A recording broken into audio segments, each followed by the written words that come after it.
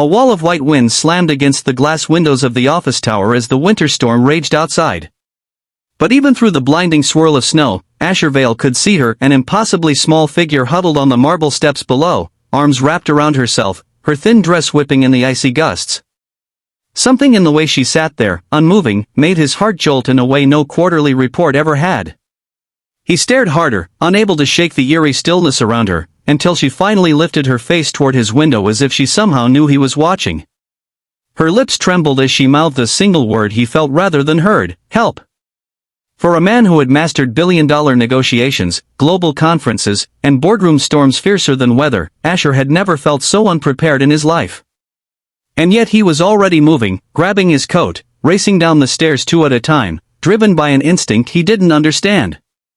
If you believe kindness and second chances still matter, please like, comment, share, and subscribe to Echoes of Kindness. Your support helps stories like this reach more hearts. When he pushed open the heavy glass doors, the wind nearly knocked him back, but he fought his way to the child. She was no older than 7, with tangled auburn hair crusted with snowflakes and eyes so wide and frightened they seemed to hold entire storms inside them. She didn't flinch when he knelt in front of her. She simply looked up at him with a strange, heartbreaking trust.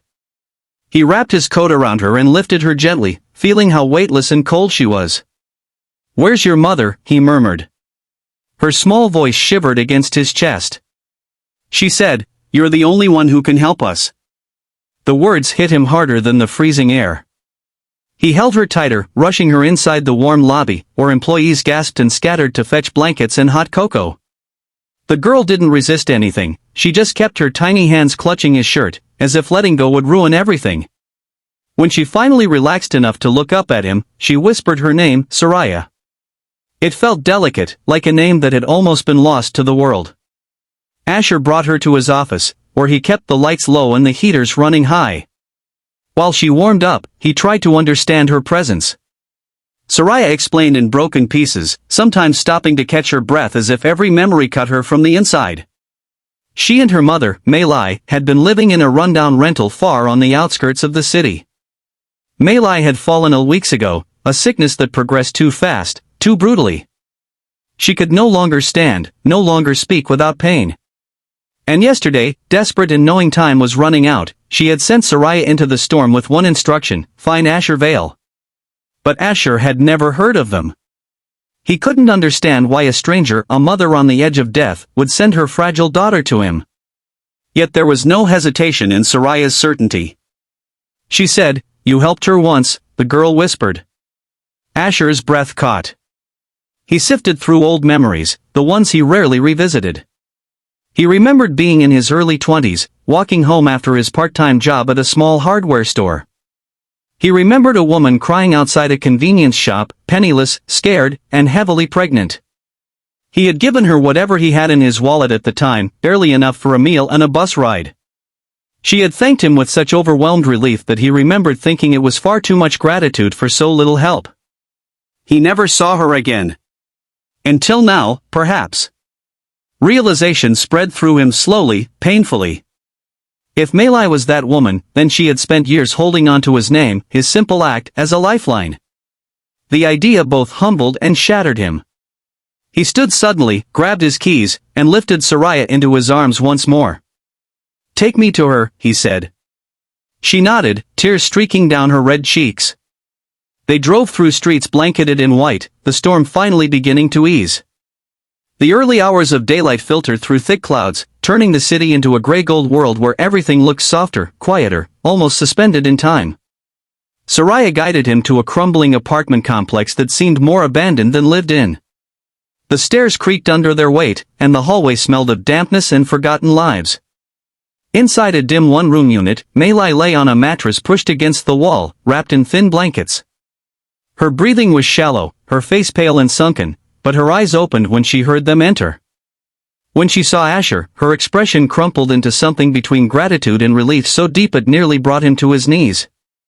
She tried to speak, but the words barely formed. He knelt beside her, taking her frail hand in his. She seemed to cling to the warmth of his touch. As Soraya crawled beside her mother, Mei Lai's gaze softened. She whispered with all her remaining strength, explaining that she had spent years trying to build a life for her daughter, always remembering the stranger who had helped her at her darkest moment. She believed that if Soraya ever needed saving, he would be the only one who would not fail her. Asher listened, feeling guilt and heartbreak twist inside him. He had never known the impact his small kindness had made. And now this woman, who had carried hope across years, was fading before him. He didn't hesitate. He called for emergency services, pressed warm towels against her forehead, and stayed by her side until paramedics arrived. Soraya clung to his coat, refusing to leave his shadow. The ambulance rushed Mei Lai to the hospital, where doctors fought to stabilize her. Asher stayed with Soraya in the waiting room, letting her fall asleep in his arms. He stared at her small fingers curled around his, and something inside him shifted, something far deeper than responsibility or sympathy. Hours later, a doctor approached, his expression heavy but not hopeless. Mei Lai had survived the worst of the night. She would need long-term treatment, but she had a chance. Asher exhaled a breath he didn't realize he'd been holding. Soraya stirred awake, and when he told her the news, she hugged him with a strength that felt like sunlight after a storm. Over the next weeks, Asher ensured Mei Lai received the best care possible. He helped move them into a safe, warm apartment and enrolled Soraya in a good school. He visited them daily, not out of obligation, but because being with them filled a part of his life he never knew was empty. Their presence softened him, grounding him, reminding him that power meant nothing if it didn't reach the people who needed it most. And on one quiet, golden afternoon, as snow melted from the rooftops and Soraya played beside them, Mei Lai took his hand once again. Her strength was returning, slowly but surely. "You saved us," she whispered. But Asher shook his head gently. "You saved me too," he said.